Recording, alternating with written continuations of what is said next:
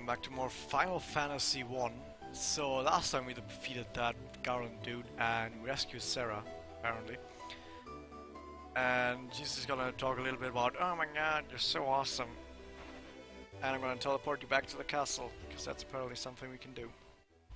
Well, she walks us there, but it's pretty much a teleport for the sake of the story. So he's just gonna be like, okay, you really are, like, awesome, I guess. And fucking prophecy. The thing is, I don't know. When they were making this game, obviously they just started the whole Final Fantasy thing, and they didn't really know quite what to do with it other than, okay, let's make a fantasy RPG. We have like the 4 crystals, we have like the 4 crystals that had symbolized some stuff. And they weren't really quite sure what to do with it yet. Not like today, where after like 15 iterations they know exactly what they want to do with it. So they just made this sort of like prophecy that pretty much says crystals are important, these guys are the heroes. And that's pretty much the entire quest that we are gonna be seeing in this game, in just that prophecy. Which I guess nowadays would be incredibly lame and stupid, but I guess back then it was totally fine. And I can see why it was totally fine, because this was a sort of game where it was still very much about, you know, just the fantasy RPG in itself, and not about telling this really detailed story. I mean, it wanted to tell a story, but the story was trying to be really complex and detailed and everything. It just wanted to be a story. So now she also gives us this loot that's gonna become fairly important later on. You obtained the loot. Not a flute. Wait, it isn't actually a flute, it's not a flute, it's totally different. So now that we've done all of that, it's actually finally time to continue away from this town. But the bridge is out, so I guess we're gonna have to wait a little bit for the bridge to be repaired. Hopefully it doesn't take too long. Is that Sid, maybe?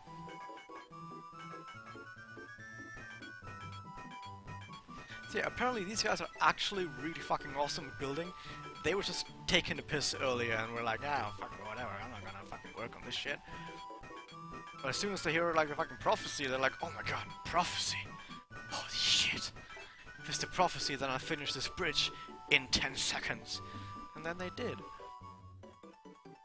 But they didn't even know what they were doing it for. Great! Also, even though I set the message speed to 4, it still takes quite a while for the message to actually fucking appear and go away. So it doesn't actually seem to do that much. Now, if I go in here with the inn, I can just fast forward, because yeah, I don't really think there's a need to go through the fucking animation for it every single time. Yay. I can speed this up. Oh, that one only did like 4 damage, are you kidding me? What's going on? He leveled up! How do you deal less damage after leveling up? Did I miss something? He has more accuracy than before, so it would be more hits and do more damage. Oh, whatever.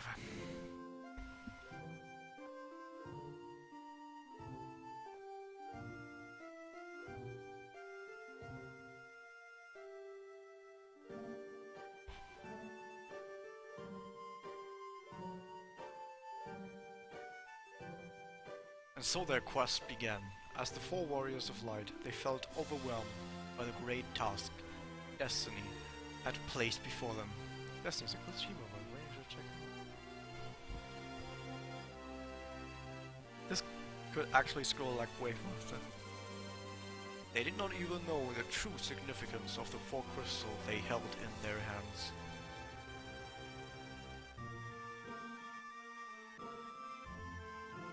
Crystals that once, long ago, held a light that shone so brilliantly. Time for their journey had come.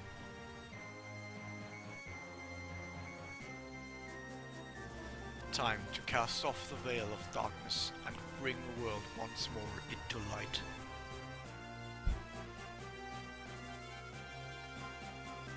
music, by the way. This is something that Final Fantasy always had down, even in the early days. But I'm not sure if this is like the exact same soundtrack from the NES, or if it's actually like using other songs or just remastered songs. Yeah, that's Final Fantasy.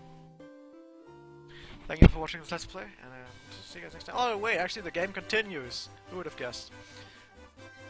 So right off the bat we're searching for a cave, which I don't actually quite know where it is, but we'll find it, probably. I don't actually quite know this map, but sure, we'll find something. Now, can this guy do more than 4 damage?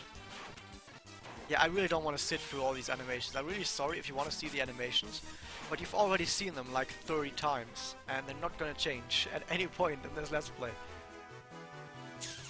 Where's that cave? Oh, a goblin guard! This guy is really powerful, and he's dead. Yeah, he's just not anything. These guys, however, can be quite the pain, because they actually can do quite a lot of damage to squishy dudes. And they have quite a lot of speed, as you can see. Oh, 10 damage, don't have to kill them. That's actually so sure. How is that one guy so slow? Can you? Oh. I want to see if that guy can maybe now kill him with 2 shots. Unless the other guy is now switched to him. Come on, Black Mage. Well, okay, we're never gonna find out. Probably he can kill him in 2 shots, we don't know. This is the cave I want to find, I think. Matoya's cave. There's a broom here. Frontwards, backwards, anywhere you see. Such a strange spell to swishery. I'm gonna read this out because it's actually important. And then I skip the next part.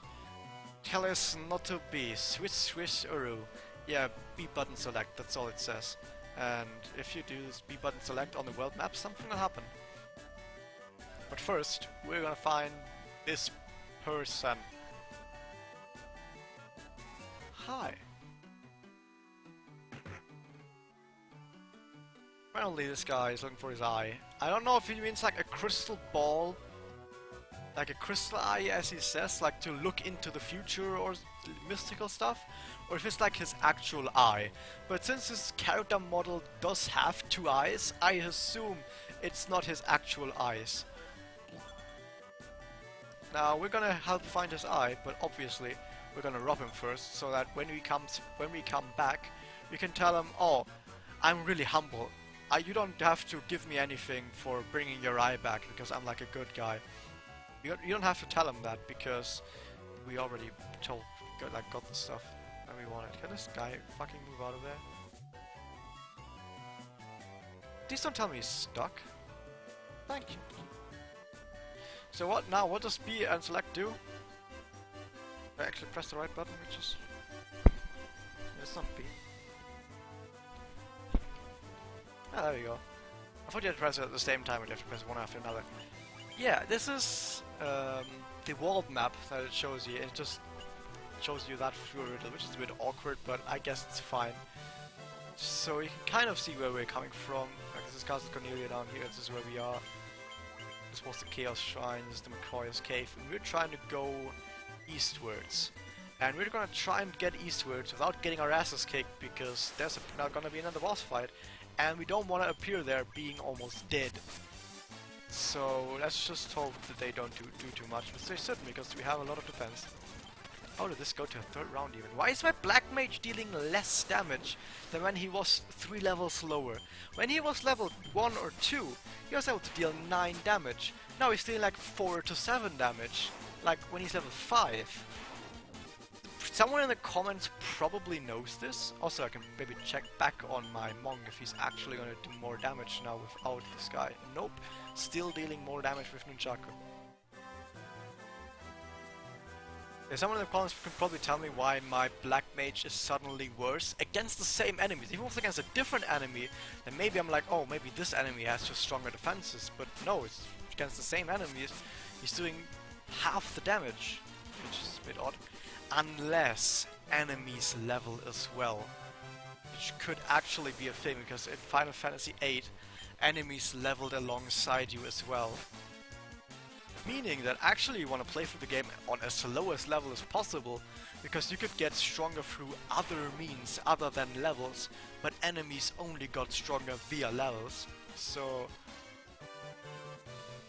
if possible, you just want to stay low level and use that. By the way, do we have any potions? Like how many? 3. Got like none of these. By the way, there was, I know you're gonna tell me this, but in the very first Chaos Shrine, there were some more chests at the northwest side, I think. But the thing is, they have a potion and a tent.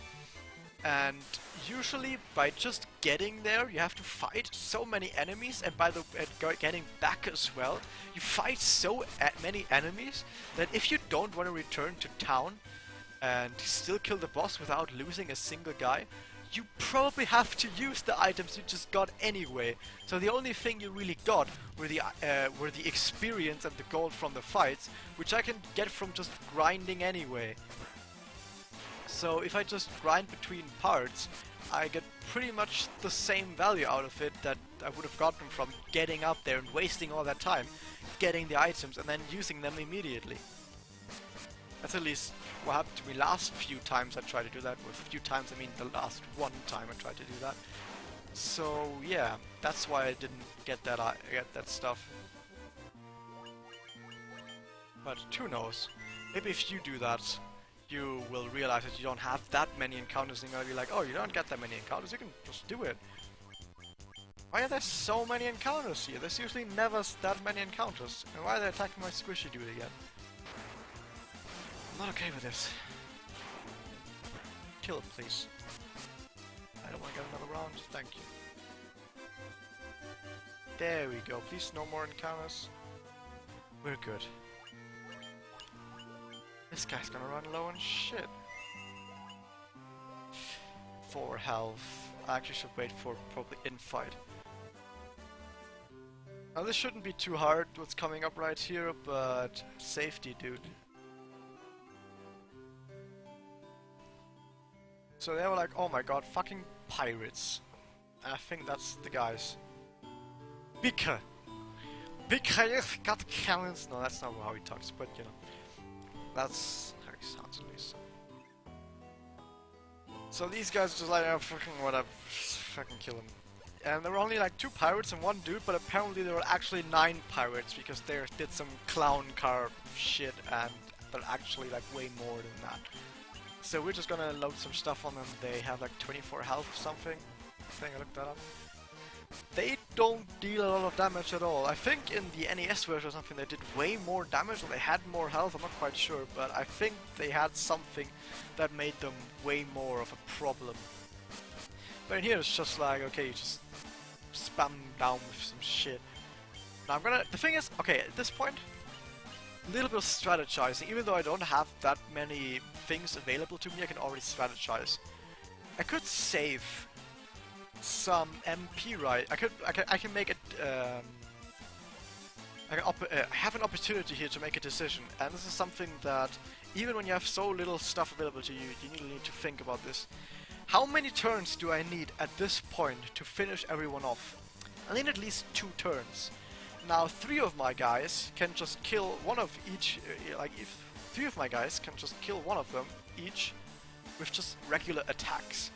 So if I just have the 3 guys attack normally as I am right now, and have this guy like maybe defend even, if I could do that, if I have him defend, I would still be able to win the fight in the exact same number of turns.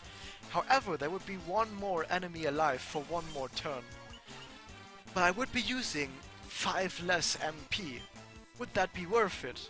Now I know that there's an inn right next to me that I am gonna use, so I'm just gonna take that 1 guy out and make sure he doesn't randomly kill someone, which probably shouldn't happen anyway. But that's something that's like something that you can think about even right now. Some strategizing you can do. But especially now we can just attack this one. I got a leather shield, which I'm probably not gonna use. Actually, I will use it because I can't dual wield or 2-hand. And Bikra! He's really sad. And I will forgive him. You know, I totally don't want to. But for some reason he just gives us a ship if we forgive him, so I guess that's fine. We have totally no problem with that, if he just gives us a ship. Yeah, they didn't really, like, care too much about having the ship or anything else in this game be, like, a reward. They just give it to you. Like, when you need a ship, yeah, fucking whatever. Here, have one. Just have a ship. Because I guess the character needs a ship. I mean, it was Final Fantasy 1, an old NES game. Don't expect too much, even though it's from the great line of NES, or not NES, from the great line of Final Fantasy games.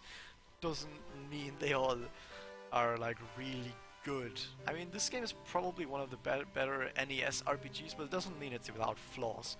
And when it comes to storyline and pacing, as well as some of the balance, and some of the grinding, actually the grinding isn't too bad, then this is where you might find some stuff wrong with the game.